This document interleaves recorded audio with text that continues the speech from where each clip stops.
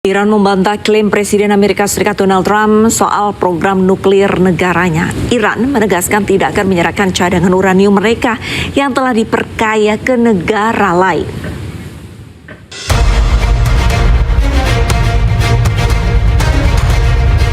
Iran membantah akan menyerahkan uranium yang telah diperkaya kepada AS. Ketua Parlemen Iran Muhammad Bagher Ghalibaf menegaskan pernyataan Presiden Amerika Serikat Donald Trump soal program nuklir Iran salah besar termasuk beberapa poin lainnya.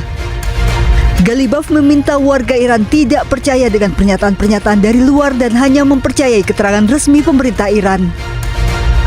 Sementara juru bicara Kementerian Luar Negeri Iran Ismail Bagei mengatakan pemerintah Iran tidak akan mengirim uranium yang diperkaya ke luar negeri.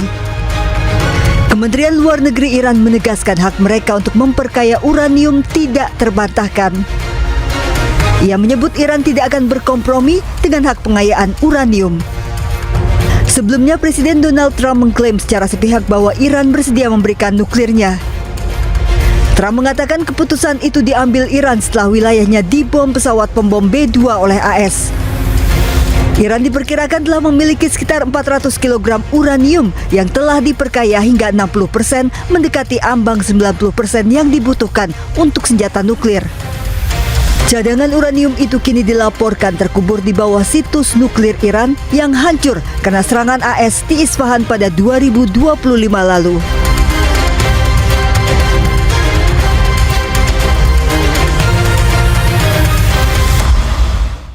Iran sudah mengumumkan dibukanya kembali Selat Hormuz. Namun juru bicara Markas Besar Pusat Khotam Al-Anbiya Iran menekankan Selat Hormuz di bawah kendali ketat militer Iran.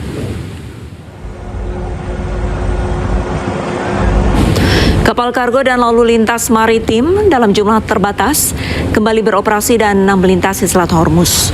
Sejumlah kecil kapal terekam berlayar mendekati Selat Hormuz.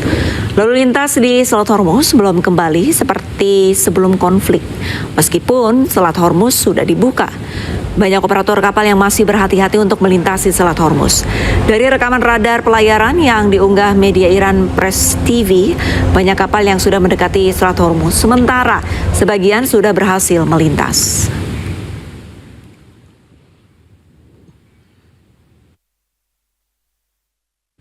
Pemirsa, untuk mengetahui lebih dalam mengenai dampak dibukanya Selat Hormuz, kita sudah terhubung dengan Teguh Reza Shah, selaku pakar hukuman internasional Presiden University. Selamat sore, Pak Reza. Selamat sore, salam dari Presiden University. Oke, baik. Pak Reza, tanggapannya mengenai Iran saat ini sudah kembali membuka Selat Hormuz, ini bagaimana? Ini perkembangan yang menarik ya. Ini menunjukkan betapa canggihnya diplomasi Iran ini. Karena begini, pertama, Iran membuka Selat Hormuz, ini memberi kesan bahwa dia adalah negara yang berdaulat dan menghargai hukum internasional dengan cara membuka blokade di Selat Hormuz di mana dia berada. Ini keunggulan Iran. Yang kedua, ini memojokkan Amerika Serikat. Karena kenyataannya Amerika Serikat dengan menutup Hormuz, Amerika Serikat menempatkan dirinya sebagai perusak hukum internasional, di mana Amerika Serikat ini melakukan blokade di wilayah yang sangat jauh dari Amerika. Dan yang ketiga, kesalahan Amerika Serikat nomor 3 adalah Amerika Serikat tidak mengantisipasi diplomasi Iran yang mengatakan Iran hanya akan menutup jika Amerika terus menutup Selat Hormuz tersebut. Jadi ada hubungan simbiotik begitu. Amerika Serikat tampaknya tidak sadar bahwa diplomasi Iran itu luar biasa. Dan yang keempat, ini yang Amerika tidak mungkin terlambat sadari bahwa dengan Amerika Serikat menutup Selat Hormuz, itu merendahkan dirinya sendiri di hadapan negara-negara pengguna Selat Hormuz. Di mana Selat Hormuz ini adalah wilayah lalu lalangnya 20% minyak dan LNG dunia begitu. Jadi hal ini menempatkan Amerika Serikat pada posisi yang sulit di hadapan China. Karena China itu menggunakan 37,7% dari energi yang keluar dari Hormuz itu untuk pembangunan dia. Juga menempatkan Amerika Serikat kalah dari India karena India itu menggunakan 14,7% dari Hormuz tersebut. Jadi menempatkan Amerika Serikat pada posisi berseberangan dengan China, berseberangan dengan India, juga berseberangan dengan sekutunya sendiri, yakni Jepang dan Korea, di mana Jepang itu memiliki ketergantungan 12% dan Korea itu 12% begitu. Dan ini akan kedepannya akan mempersulit diplomasi Amerika Serikat dalam urusannya dengan Iran, dan juga dalam urusan dengan sekutunya sendiri, dan juga dalam kesulitan mengembalikan marwah Amerika Serikat, karena kebijakannya soal buka tutup Hormuz ini membingungkan negara-negara lain dan menunjukkan bahwa Amerika Serikat itu tidak memiliki kebijakan yang tegas. Sementara waktu kita perhatikan bahwa Cina ini mulai menggalang solidaritas dengan negara-negara BRICS yang juga menggunakan Selat Hormuz tersebut. Jadi ini adalah potensi yang patut kita cermati ke depannya. Berbicara mencermati mengenai kebijakan, ini ada yang menarik, Pak Reza, bahwa Presiden Amerika Donald Trump justru tetap menekankan bahwa Amerika ini dalam pengawasan, ataupun Selat Hormuz ini masih dalam pengawasan Amerika Serikat dan dipantau begitu. Nah, ini apa maksud dari Donald Trump, di mana Iran sudah membuka Selat Hormuz, tapi di sisi lain ini Amerika justru mengklaim bahwa Selat Hormuz masih dikendalikan ataupun masih dipantau oleh Amerika? Ini untuk kesekian kalinya ya, Amerika Serikat ini menafsirkan hukum internasionalnya sesuka hatinya begitu. Karena secara hukum internasional, Selat Hormuz itu adalah jalur laut internasional strategis yang menghubungkan Teluk Persia dengan Laut Arab, yang status hukumnya diatur oleh konvensi UNCLOS atau United Nations Convention on the Law of the Sea, di mana kapal-kapal itu bebas melakukan transit. Jadi walaupun walaupun Hormuz ini berbatasan dengan Iran dan Oman, namun Iran dan Oman itu memang wajib membuka jalur pelayaran bagi negara lain. Jadi kalau Amerika Serikat menafsirkannya secara konfrontatif, itu untuk kesekian kalinya menempatkan posisi Iran dan Oman sebagai negara yang bertahan. Karena udah lama Iran ini merasa terancam kedaulatannya, sehingga dapat dimengerti kalau Iran yang terancam oleh Amerika Serikat itu melakukan banyak pengetatan. Tapi kalau kita juga merunut kepada statement dari Menteri Luar Negeri Syed Abbas Araghchi, itu mengatakan Iran akan tetap memonitor perjalanan dari kapal-kapal yang sipil, dan kalaupun ada kapal-kapal militer yang bergerak, itu akan diawasi oleh pasukan Garda Revolusi. Jadi kita berhadapan dengan situasi yang menguntungkan Iran, dan Iran akan berhadapan dengan Amerika Serikat dalam beberapa hari mendatang di Islamabad. Jadi untuk itu Amerika Serikat lupa begitu bahwa kalau dia mau menggunakan hak transit, itu dapat dibenarkan secara hukum internasional, dan Iran harus terikat pada itu. Tapi kalau kesannya sekarang bahwa Amerika Serikat akan mengendalikan, ya ini bertentangan juga dengan hukum internasional. Jadi ini adalah satu sisi di mana Amerika Serikat mempermainkan hukum internasional dan juga membuat dunia itu semakin bingung. Karena kebijakannya ini dibuat oleh seorang presiden yang memiliki disorder dalam psikologinya, secara psikologis. Pak Reza, Iran mengumumkan Selat Hormuz dibuka untuk kapal komersil, tapi untuk keseluruhan semua kapal komersil dari setiap negara, atau hanya kapal negara yang sudah bisa dikatakan mematuhi aturan dari Iran, yaitu tidak melakukan hubungan diplomasi dengan Israel dan Amerika? Di satu sisi saya bisa mencoba mengerti bagaimana perspektif Iran ya, di mana Iran mengatakan bahwa dia itu sedang terancam, kedaulatannya terganggu, peradabannya terancam oleh bom dari Amerika Serikat. Jadi Iran merasa peradabannya yang sudah berusia 4.000 tahun itu terancam. Dalam kondisi seperti itu wajar suatu negara bersikap kritis pada lingkungannya, terutama sekali menafsirkan hukum internasional secara sangat tegas. Dan ini masih merupakan perdebatan dalam hukum internasional, apakah boleh suatu negara menafsirkannya begitu. Cuman masalahnya Iran sejak awal sudah mengidentifikasi bahwa ancaman dari kedaulatan dia itu berasal dari dua sumber, yakni Amerika Serikat dan Israel. Jadi karena itu sebagai negara yang sedang bertahan, yang sedang menjalankan diplomasi total, menjalankan pertahanan total, saya dapat mengerti kalau Iran bersikap keras bahwa negara-negara di dunia itu harus jelas sekali kebijakannya. Sejalan dengan hukum internasional atau atau bertentangan dengan hukum internasional. Karena dalam pandangan Iran, serangan Amerika Serikat dan Israel pada tanggal 28 Februari lalu itu bertentangan dengan hukum internasional, terutama sekali pasal 2.4, dan untuk itu Iran mempertahankan dirinya sesuai dengan pasal 51 dari Piagam PBB. Di dalam konteks ini saya mencoba mengerti bahwa Iran itu sangat tegas. Pada saat yang sama juga membagi negara-negara di dunia pada apakah mereka pro Amerika Serikat, apakah mereka memiliki hubungan diplomatik dengan Israel. Ini sangat tegas dan merupakan suatu hal yang baru dalam hubungan antar bangsa. Kalau menurut Pak Reza, Iran membuka Selat Hormuz ini apakah dikhawatirkan karena adanya dugaan bahwa pada saat Iran membuat peraturan kapal yang lewat harus membayar sejumlah dana, begitu kalau dikonversi sekitar 30 miliar rupiah, dan ada yang menyebut ini merupakan aksi dari terorisme ekonomi. Apakah Iran membuka Selat Hormuz dikhawatirkan ataupun untuk menolak pernyataan bahwa aksi ini merupakan terorisme ekonomi? Memang istilah terorisme ekonomi ini berasal dari media-media barat ya, yang selalu memandang Iran itu sumber masalah. Mereka selalu memandang Iran sebagai teroris, kemudian Islamic teroris, kemudian menggunakan nuklir untuk mengancam dunia. Tapi kalau saya mencoba berpikir di tengah, maka ini ada suatu kondisi di mana suatu negara sedang berada dalam keadaan bahaya. Karena itu dia harus benar-benar memonitor apakah kapal-kapal yang lalu lalang tersebut membawa muatan ekonomi atau memiliki ambisi-ambisi untuk menghancurkan Iran ataupun menggagalkan perdamaian di Timur Tengah. Dalam kondisi ini saya bisa mengerti kalau Iran memberlakukan aturan-aturan ekonomi. Ini tentunya dalam keadaan terpaksa ya.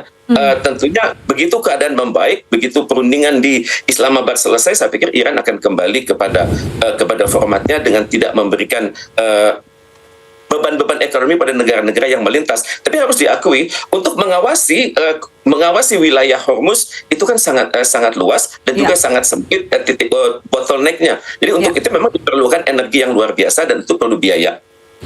Baik. Terima kasih banyak sudah bergabung bersama ini sore, Pak Teguh Reza Shah, pakar hubungan internasional dari Presiden University. Salam sehat, Pak. Terima kasih.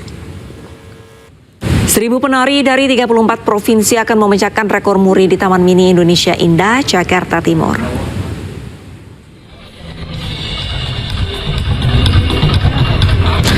Ribuan masyarakat memadati kawasan Keongmas Taman Mini Indonesia Indah guna menyaksikan 1.000 penari yang menyuguhkan 34 tarian tradisional. Acara ini sebagai wujud Taman Mini Indonesia Indah dalam pelestarian budaya dan perayaan ke-51 tahun TMII.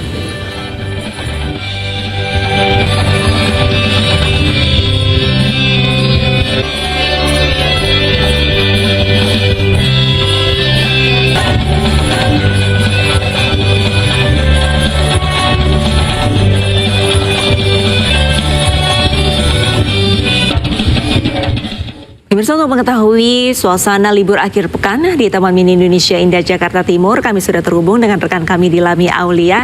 Selamat sore Dilami. Dilami, ada kegiatan seru apa saja selain tarian di libur akhir pekan kali ini di sana? Selamat sore Arlista dan juga pemirsa. Kalau yang paling seru saya highlight dulu untuk tariannya, karena tarian di Taman Mini Indonesia Indah sore ini masuk ke dalam rekor muri karena menampilkan 1.000 penari dengan 34 provinsi. Yang tadi kalau melihat ini juga sangat keren, luar biasa. Banyak kaula muda yang menjadi penari yang menampilkan, mencintai, melestarikan budaya Indonesia. Nah, kemudian kalau misalnya pengunjung ini juga tadi banyak sekali antusias. Kalau saya hitung ada lebih dari 3.000 pengunjung yang menyaksikan gelaran tari yang juga merupakan wujud dari kontribusi Taman Mini Indonesia Indah ke 51 tahun dalam melestarikan budaya Indonesia. Nah, kita lihat ya Alisa dan juga pemirsa di belakang ini sudah ramai yang nari-nari. Kalau ini kita tanya-tanya langsung ya. Hai kakak. Ini dengan kak siapa? Aku Ralita. Oke, dan ini kak? Aku Agisti. Oke, ini nari apa sih kak? Ini tari ondel-ondel dan kicir-kicir. tari ondel-ondel dan kicir-kicir. Nah, boleh nggak coba praktekin nih tarinya seperti apa ya? Oke, boleh sambil nyanyi nggak ya? Kalau nyanyi kita nggak ada lagunya. Nggak ada lagunya, cuman kayak lirik doang sih, kayak intro gitu. Oke, boleh dong coba ditampilkan ke pemirsa, kita lihat ya Arlista. Tari kicir-kicir dan juga ondel-ondel nih. 1, 2, 3.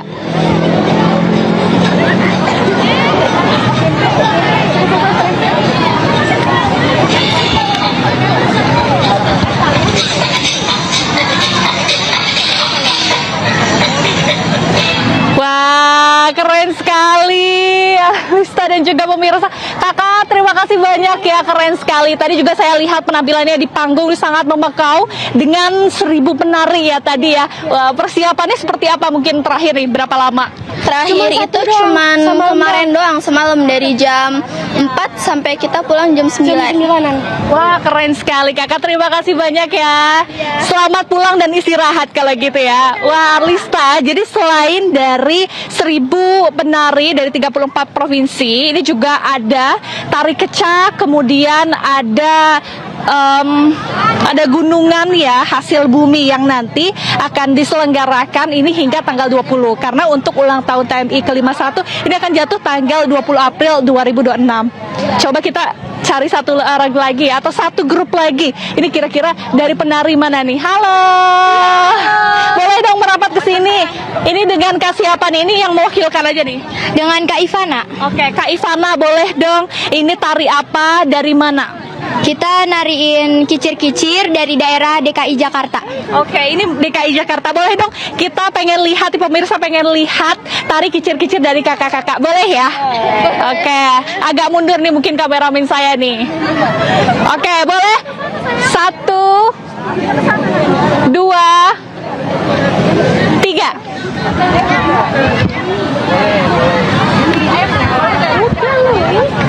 Wah, keren sekali nih Arlista dan juga pemirsa, ini dari Betawi ya, tari kicir-kicir. Kalau dilihat ini kaula-kaula muda yang berpenampilan cantik, berprestasi, juga tak kalah penting adalah melestarikan budaya Indonesia. Keren sekali. Katanya tadi persiapannya ada yang 1 hari atau hari kemarin nih gladi bersih secara langsung ya.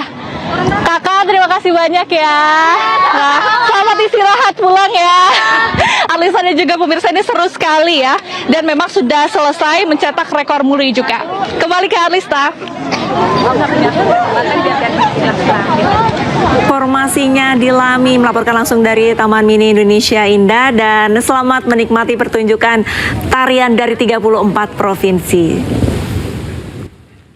Pemirsa, legenda sepak bola dunia siap unjuk gigi di Stadion Utama Gelora Bung Karno, Jakarta pada laga bertajuk Clash of Legends. Baik Barca Legends dan World Legends sudah tidak sabar untuk bertanding dan merasakan antusiasme dari publik sepak bola tanah air.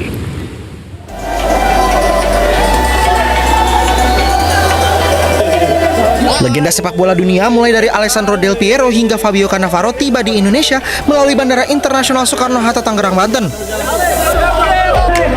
World Legends yang datang menggantikan Real Madrid Legends menatap laga ini dengan semangat.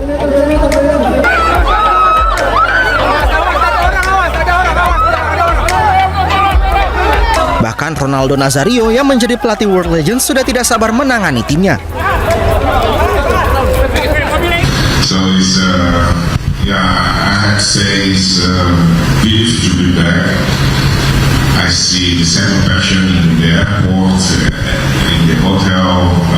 The passion is huge about football here, so I'm sure tomorrow is going to be a beautiful night, a beautiful match. So I hope everybody enjoy.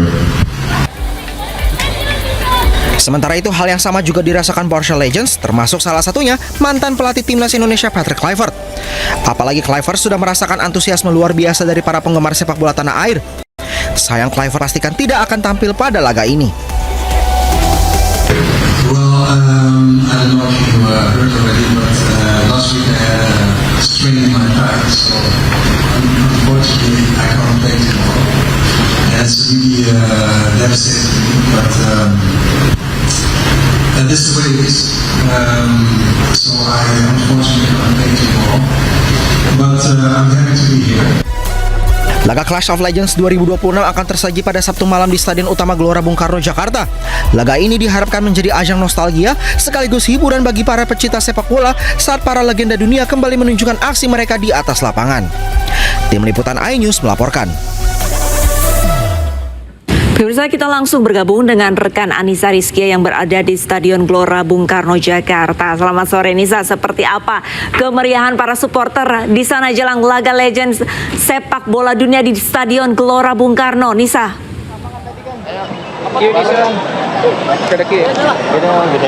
Selamat sore Arlista dan juga pemirsa. Laga Legend di hari ini tentunya disambut baik oleh para supporter sepak bola pecinta yang ada di Indonesia. Seluruhnya berkumpul semuanya, dan tidak hanya dari sore hari ini, namun mereka ada yang rela mengantri sejak siang tadi.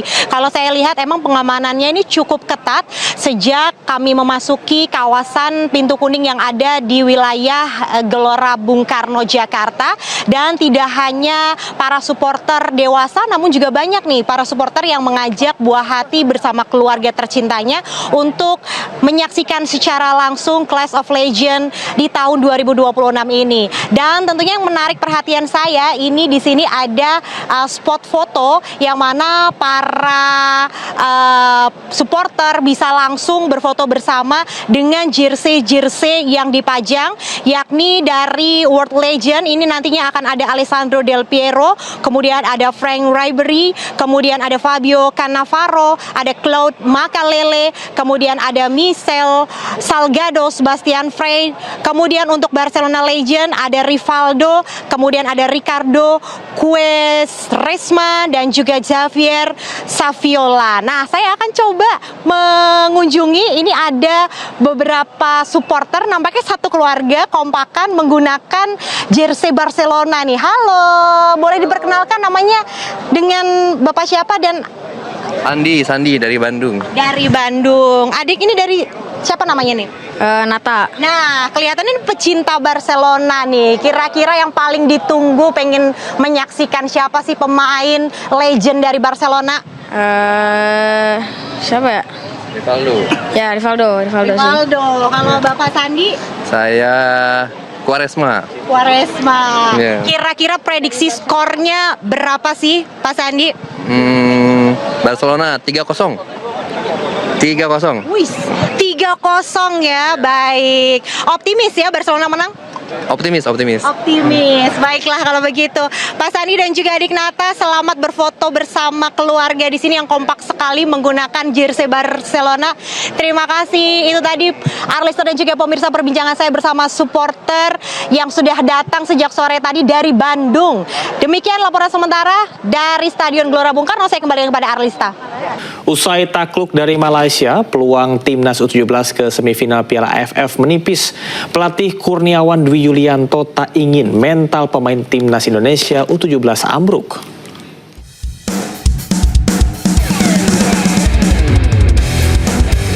Langkah timnas Indonesia U17 melaju ke semifinal Piala AFF U17 2026 kini berada di ujung tanduk setelah dipaksa menyerah 1-0 dari Malaysia di Stadion Gelora Joko Samudro Gresik Kamis malam.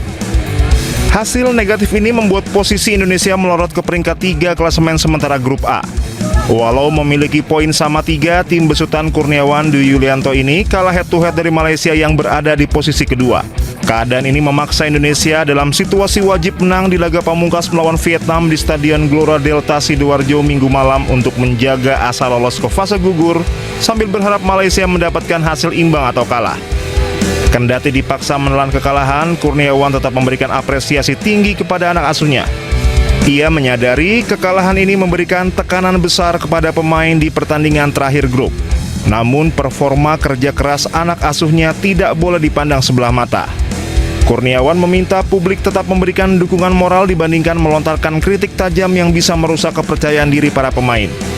Menurutnya, perkembangan mental jauh lebih krusial dibandingkan sekedar hasil akhir karena para pemain ini merupakan aset jangka panjang bagi sepak bola Indonesia. Dari Surabaya, Jawa Timur, Yuda Prawira, iNews melaporkan.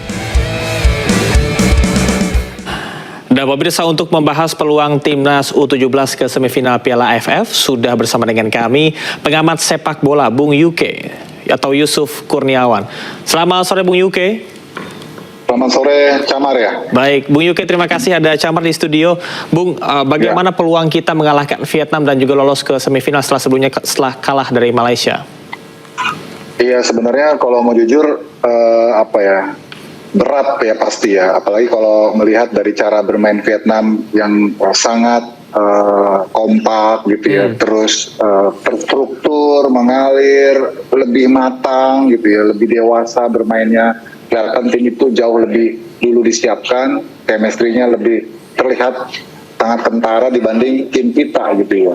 Terlepas dari hasil kekalahan kita lawan Malaysia, yang saya khawatirkan tuh karena kita tuh bentuk permainannya belum jelas gitu ya. Terus para pemain ini seperti kayak baru ketemu gitu ya, kayak baru ngumpul gitu, sehingga komunikasi dan bondingnya itu nggak kelihatan gitu. Jadi jauh sekali dibanding era timnasnya Nova Arianto ya, U17 eranya Nova ya, dengan yang sekarang saya harus katakan kita masih mentah gitu. Jadi kalau mau dikatakan peluangnya, ya jujur aja berat peluangnya gitu. Oke, Bung Yuke, tapi dari statement yang Anda sampaikan artinya apakah Anda menilai grassroots Indonesia ini masih lemah? Ya masih sangat panjang ya, harus dibenahi, banyak aspek lah yang harus diperbaiki gitu ya. Karena pondasi itu nggak bisa setahun 2 tahun gitu ya. Semua elemen harus terlibat, nggak cuma federasi tapi juga ASKOP, pemerintah, ASKAP, ASPROF gitu ya. Semua elemen yang terkait dengan kepentingan sepak bola harus terlibat.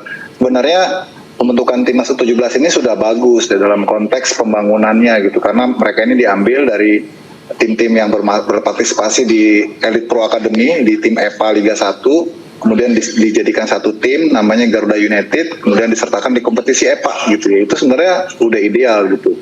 Cuma ini kan baru proyek pertama ya, pasti akan bisa dievaluasi kekurangan di sana sininya gitu. Cuma untuk kedepannya menurut saya harus lebih luas lagi. Jadi jangan cuma youth itu youth academy itu hanya untuk Liga 1 saja, tapi juga dikembangkan lagi di Liga 2, di Liga 3 harus ada youth academy. Jadi talent poolnya banyak. Kalau sekarang ini sangat terbatas, apalagi di grassroots itu ada hukum tidak tertulis ya. Kadang-kadang satu periode itu usia ganjilnya yang bagus, usia genapnya jelek.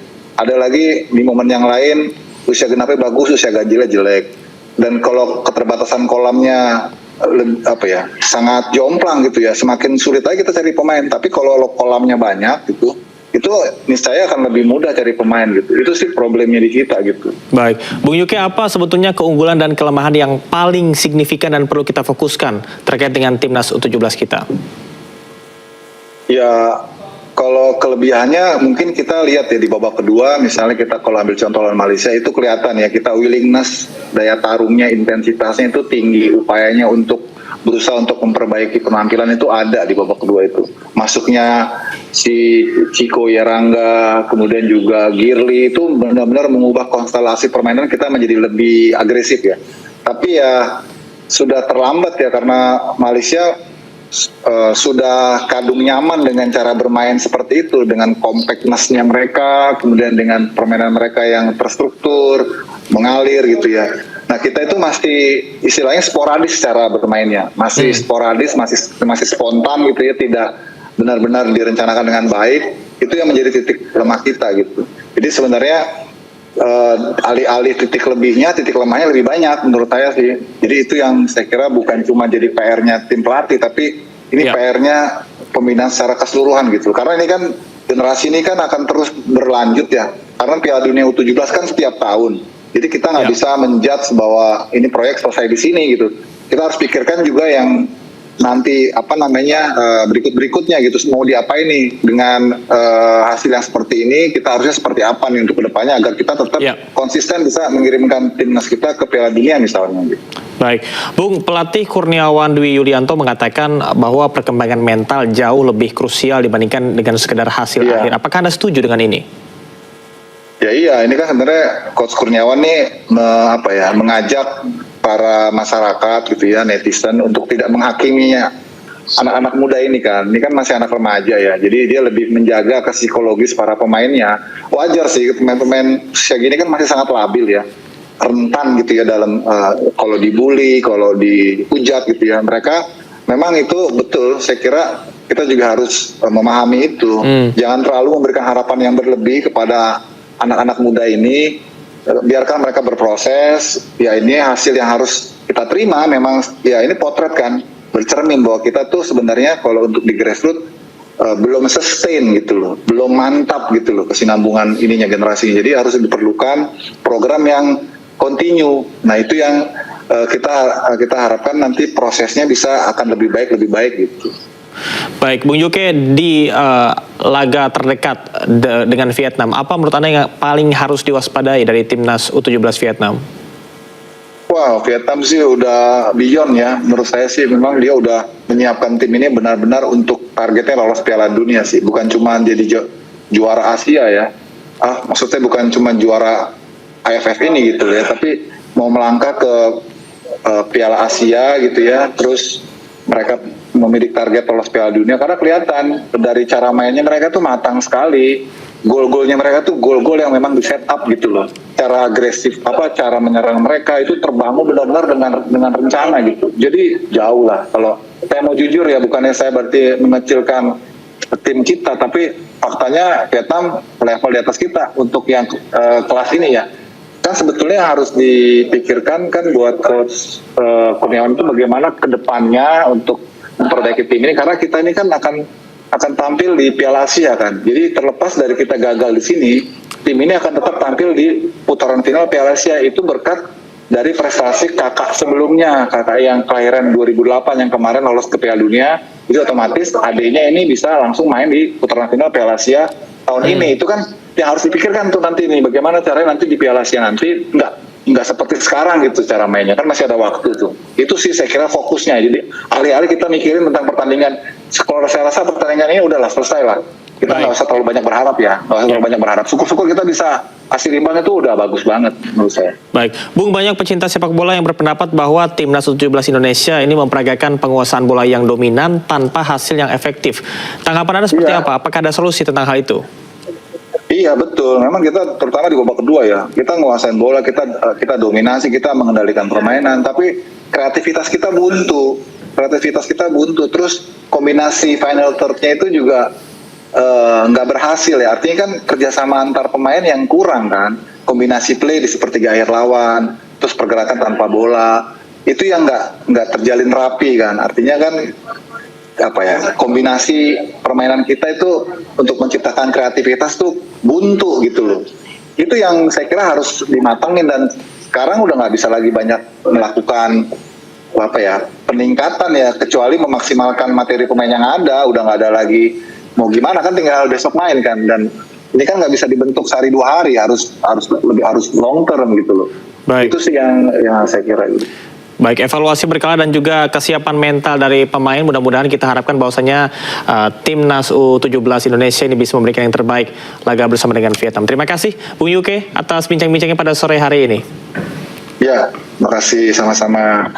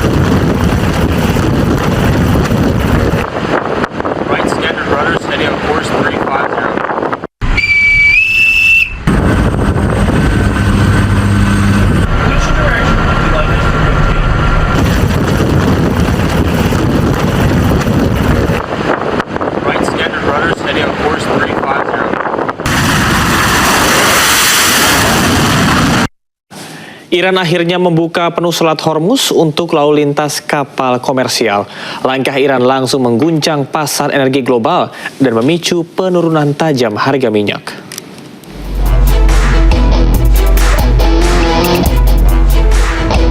Setelah dilakukan blokade, Iran membuka kembali Selat Hormuz. Ini artinya semua kapal komersial bisa kembali bebas melintas. Keputusan ini berlaku hanya selama 10 hari gencatan senjata antara Israel dan Lebanon. Langkah Iran membuka kembali Selat Hormuz disampaikan Menteri Luar Negeri Iran Abbas Araghchi. Lewat media sosialnya, ia menyatakan jalur pelayaran untuk semua kapal komersial melalui Selat Hormuz dinyatakan sepenuhnya terbuka. Araghchi juga menyatakan kapal-kapal tetap harus ikuti jalur khusus yang telah ditentukan otoritas maritim Iran.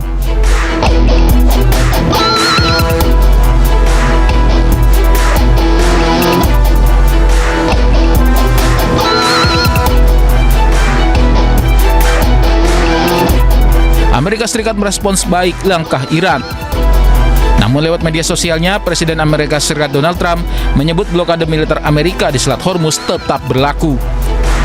Blokade tetap bertahan sampai kesepakatan Amerika Serikat dan Iran final. Ketegangan di Selat Hormuz meningkat setelah Iran menutup selat tersebut sebagai respons konflik dengan AS dan Israel. AS kemudian juga memblokade kapal-kapal yang melintasi Selat Hormuz menuju dan dari pelabuhan Iran. Selat Hormuz dikenal sebagai jalur strategis yang salurkan sekitar 20% minyak dan gas cair dunia. Ancaman penutupan berkepanjangan bisa picu kekhawatiran krisis energi global.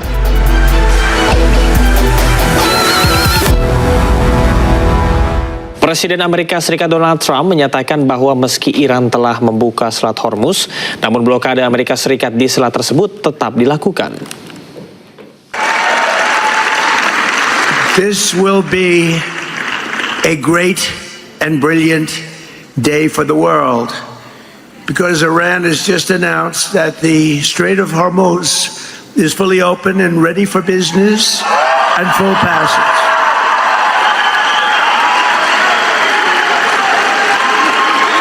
But the naval blockade, with the greatest navy in the world, from the greatest military the world has ever seen, we built it. During my first term, we built it. They said I was crazy. We weren't so crazy, were we? We'll remain in full force and effect as it pertains to Iran until such time as our transaction with Iran is 100% complete and fully signed. Gencatan senjata antara Israel dengan Lebanon resmi berlaku. Kali ini gencatan berlangsung selama 10 hari.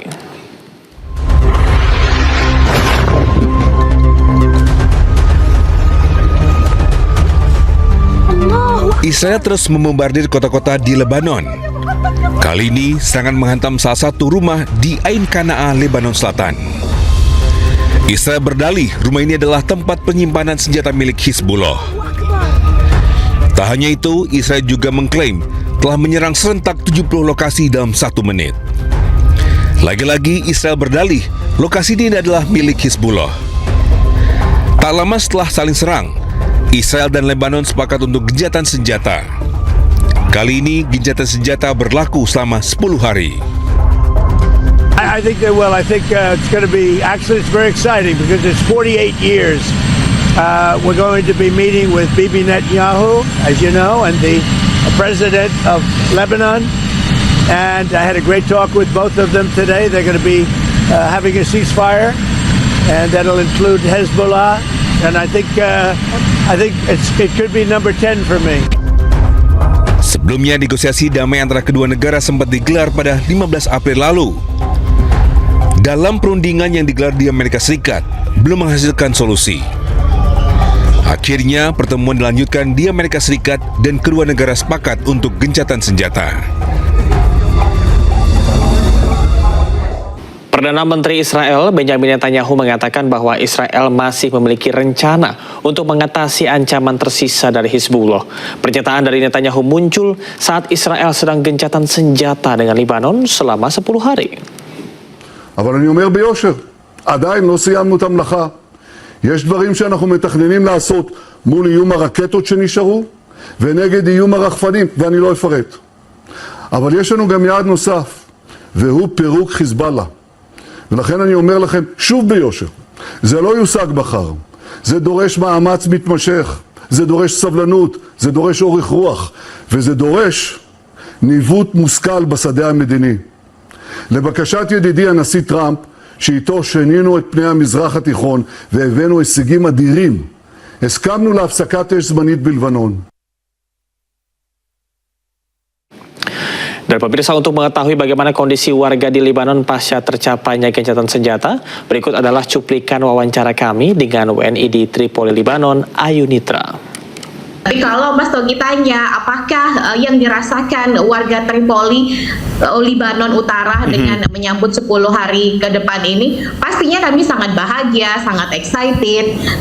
Saya dengar berita itu dari suami ketika dia pulang tepat jam 00 waktu dini hari, kemudian dia menyampaikan akan terjadi gencatan senjata 10 hari. Apa yang saya rasakan benar-benar sangat sumringah, benar-benar sangat, ya puji syukur, alhamdulillah, Allahu Akbar. Jadi karena memang walaupun memang tempat wilayah kami Tripoli ini bukan menjadi target sensitif untuk penyerangan, cuman tetap saja secara psikologis berada di wilayah negara yang sedang berkonflik ini merupakan sesuatu yang tidak nyaman sebenarnya, Mas Togi, seperti itu. Berarti bisa dibilang jauh dari lokasi atau tengah target peperangan ya, Mbak Ayu ya?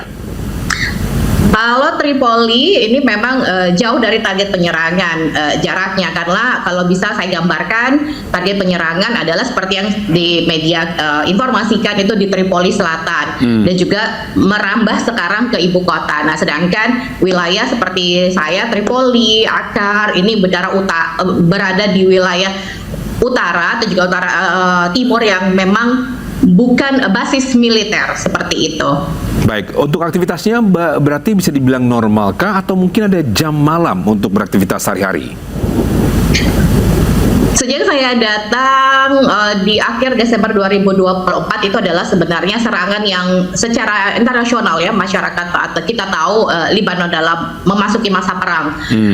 Kehidupan malam yang saya lihat sama seperti kalau kita datang ke negara Middle East atau Timur Tengah lainnya, memang kehidupan malamnya jauh lebih aktif ya, Mas, karena kondisi cuaca dan faktor lainnya. Karena memang kalau lagi musim panasnya sangat luar biasa dan kembali lagi kemarin dimulai serangan itu kan memasuki musim dingin memang.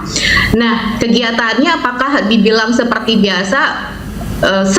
Seperti normalnya layaknya ya kegiatan biasa sebenarnya, tapi memang Lebanon juga punya konflik internal yang ada, tidak hanya sekedar perang secara global, tetap ada kewaspadaan, tetap secara individu melakukan kegiatan normal, tapi tetap mengikuti informasi-informasi terkait wilayahnya secara keamanan, seperti itu, Mas Togi. Berarti bisa dibilang tidak berpengaruh banyak ya di daerah Tripoli dengan kota-kota lainnya ya, Mbak Ayu?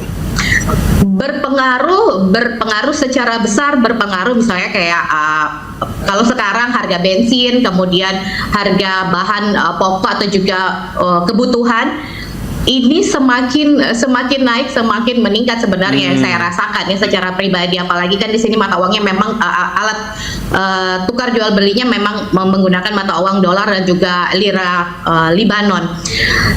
Tapi kalau dibilang apakah dampaknya tadi berpengaruh, secara langsung memang tidak berpengaruh, tapi secara negara tetap ada pengaruhnya, Mas. Presiden Amerika Serikat Donald Trump mengatakan upaya perdamaian antara Amerika Serikat dan Iran akan kembali digelar. Namun dia tidak yakin akan ada perbedaan signifikan dari hasil perundingan tersebut. We're having a big day. We'll see how it all turns out, but it should be good. We've had some very good discussions, and hopefully that subject that you like to talk about will be very good. And we've done a good job, but we'll see. Talks are going on. It'll go on over the weekend, and a lot of good things are happening. And that includes Lebanon too. It's reporting today that there's still, Iran says there's significant differences Well, there could be. Let's see what happens. If there are, we'll have to straighten it out. But I don't think there's too many significant differences. On the blockade, Mr. President, what will it take to end the blockade? When the agreement is signed, the blockade ends. As soon as the agreement gets signed, that's when the blockade ends. Terima kasih Anda masih di iNews Sore bersama saya Camar Haenda. Komando Pusat Amerika Serikat CENTCOM pada Jumat kemarin merilis rekaman video pemblokadean Selat Hormuz. Angkatan Laut Amerika Serikat memerintahkan sebuah kapal dagang untuk berbelok ke Teluk Oman.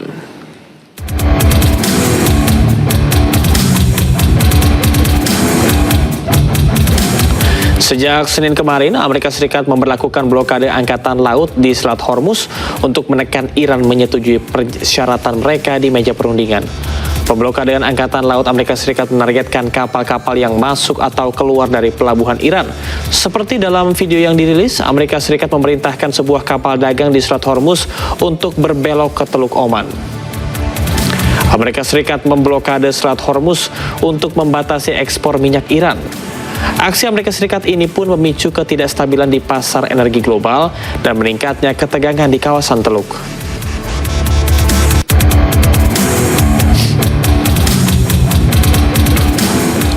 Amerika Serikat meluncurkan jet-jet angkatan laut dari kapal induk di tengah blokade pelabuhan Iran di Selat Hormuz.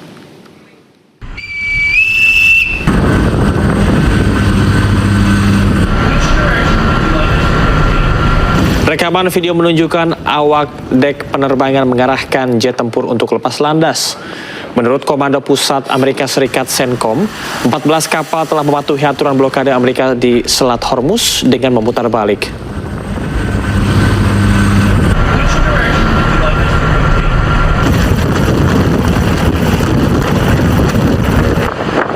Right standard runners heading on course 350.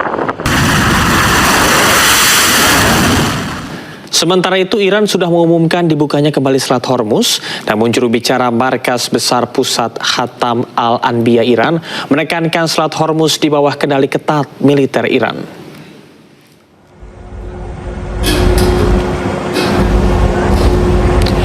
Kapal kargo dan lalu lintas maritim dalam jumlah terbatas kembali beroperasi dan melintasi Selat Hormuz. Sejumlah kecil kapal terekam berlayar mendekati Selat Hormuz. Lalu lintas di Selat Hormuz belum kembali seperti sebelum konflik meski Selat Hormuz sudah dibuka. Banyak operator kapal yang masih berhati-hati untuk melintasi Selat Hormuz. Dari rekaman radar pelayaran yang diunggah oleh media Iran Press TV, banyak kapal yang sudah mendekati Selat Hormuz sementara sebagian sudah berhasil melintas.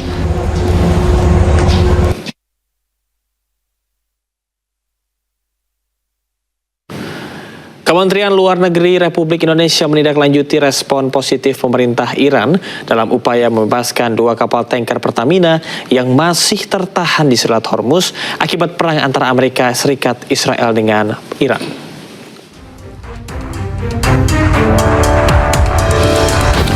Kemarin Kamis, juru bicara Kemlu Republik Indonesia Fuad Nabil mengatakan tindak lanjut tersebut dilakukan dengan memantau kondisi kedua kapal Pertamina serta memastikan kesiapan teknis agar kedua kapal tersebut dapat berlayar dengan lancar begitu mendapat lampu hijau.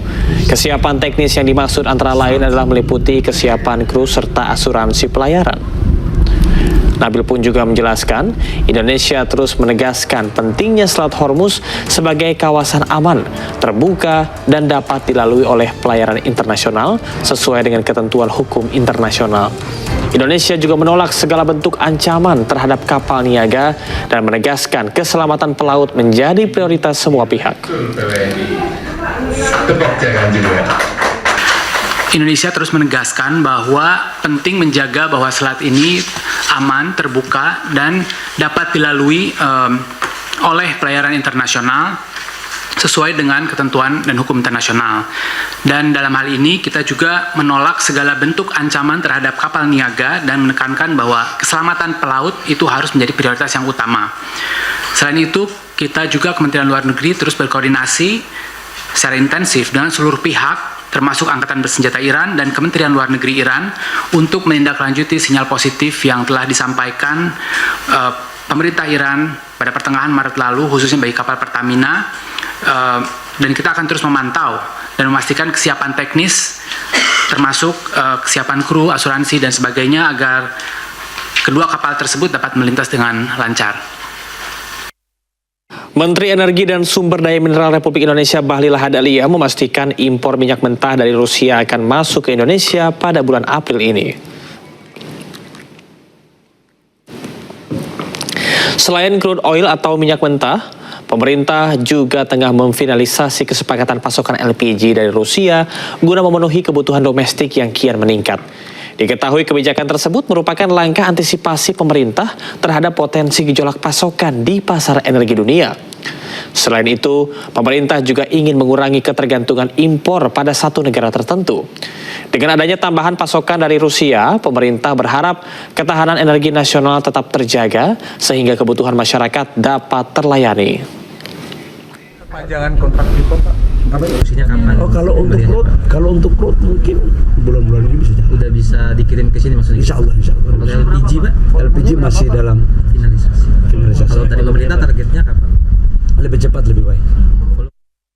Sejumlah kapal tanker minyak terhenti di tengah blokade Amerika Serikat di Selat Hormuz. Kapal-kapal tertahan di dekat pelabuhan Iran.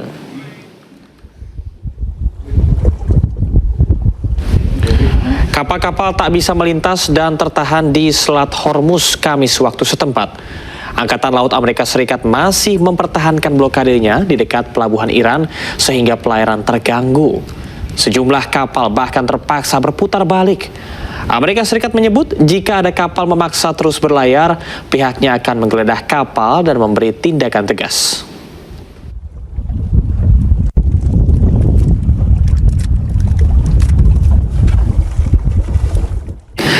China menyambut baik kesepakatan gencatan senjata 10 hari antara Israel dan Lebanon. China berharap kedua pihak bisa menyelesaikan perselisihan. Dalam jumpa pers di Beijing, juru bicara Kementerian Luar Negeri China, Guo Jiakun, menyebut China menyambut baik gencatan senjata 10 hari antara Israel dan Lebanon. China berharap semua pihak bisa terus bernegosiasi dan menyelesaikan konflik melalui jalur diplomasi. 暴露出当前日本中方欢迎一切有助于停火止战的努力，希望相关方以负责任态度保持停火和谈判势头，通过政治外交途径化解争端。中方一贯反对缺乏国际法依据、未经联合国安理会授权的非法单边制裁，反对滥施长臂管辖。中国和委内瑞拉的合作受到国际法和两国法律保护，中国在委合法权益必须。 Putra mahkota Arab Saudi Mohammed bin Salman bertemu dengan Perdana Menteri Pakistan Shehbaz Sharif di Jeddah. Pertemuan membahas hubungan bilateral kedua negara, juga upaya untuk mengatasi ketidakstabilan regional. Kunjungan Perdana Menteri Pakistan merupakan bagian dari upaya untuk mengatasi ketidakstabilan regional dengan Arab Saudi menjadi salah satu dari 4 negara yang berupaya menengahi dan meredakan konflik Iran dengan Amerika Serikat dan Israel. Dalam pertemuan tersebut, bin Salman memuji peran kepemimpinan Pakistan dalam upaya mediasi regional yang sedang berlangsung.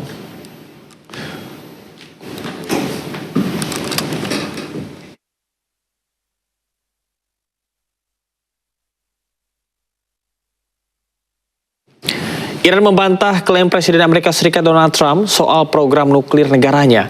Iran menegaskan tidak akan menyerahkan cadangan uranium mereka yang telah diperkaya ke negara lain.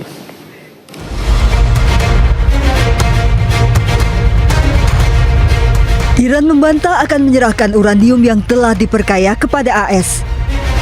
Ketua Parlemen Iran Muhammad Bagher Ghalibaf menegaskan pernyataan Presiden Amerika Serikat Donald Trump soal program nuklir Iran salah besar termasuk beberapa poin lainnya.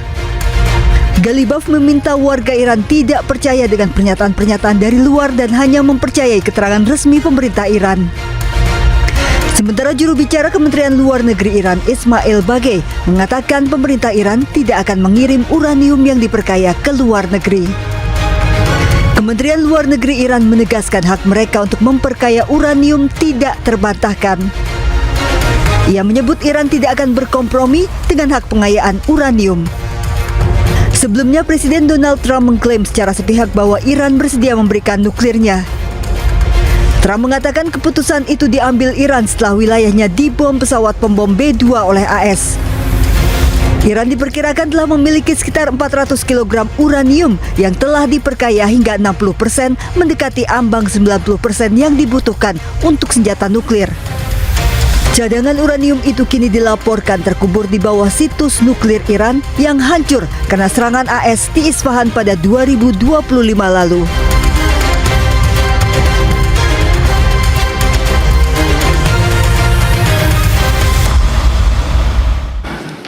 10 hari gencatan senjata Amerika Serikat Iran, jutaan warga Iran di berbagai wilayah tetap turun ke jalan setiap hari. Warga Iran mengaku siap mendukung apapun keputusan pemimpin tertinggi mereka, Mojtaba Khamenei. Dan pemirsa, usai sudah kebersamaan kita dalam iNews sore hari ini, temukan informasi-informasi terbaru lainnya di www.inews.id. Cuplikan tayangan berita iNews dapat Anda saksikan di kanal YouTube @official iNews. Pemirsa, update informasi terbaru Anda dan siapkan 3 botol air mineral yang setara 2 liter air untuk 1 hari penuh kesejukan. Saya Camar Henda pamit undur diri, selamat beraktivitas. Sampai jumpa.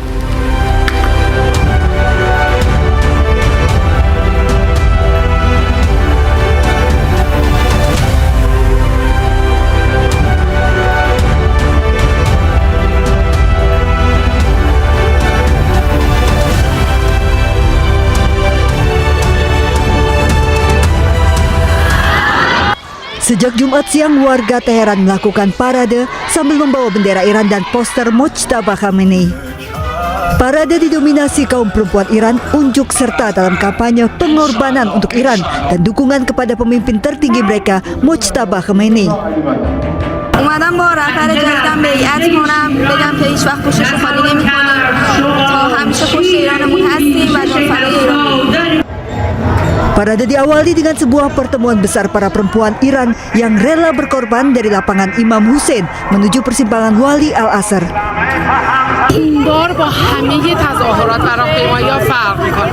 ما می‌خوایم با آمریکا و اسرائیل و همه مزدوران دنیا اینو بگیم. شما 2000 نیرو می‌خواید برسید. آیا واقعاً جمعیت رو نمی‌بینید؟ آیا واقعاً 2000 نیروتون در برابر این جمعیت دوام خواهند آورد؟ اگر ما هر کدوم فقط نفس بکشیم با یه ها کردن همتون رو باد خواهد برد. پس لطفاً سر جاتون بشینید. ما صاحب خونه‌ایم. مستاجر نیستیم که شما برای ما تصمیم بگیرید. این بار خودمون برای خودمون تصمیم میگیریم مثل همیشه و اجازه نمیدیم که هیچ کس بخواد برای ما تصمیم بگیره. Hingga Jumat malam waktu setempat, ribuan warga Iran memadati Enghelab Square di Teheran, Iran. Setiap malam sejak gencatan senjata AS Iran dimulai 8 April, warga selalu berbondong-bondong mendatangi Enghelab Square. Warga Iran turun ke jalan setiap harinya untuk mendukung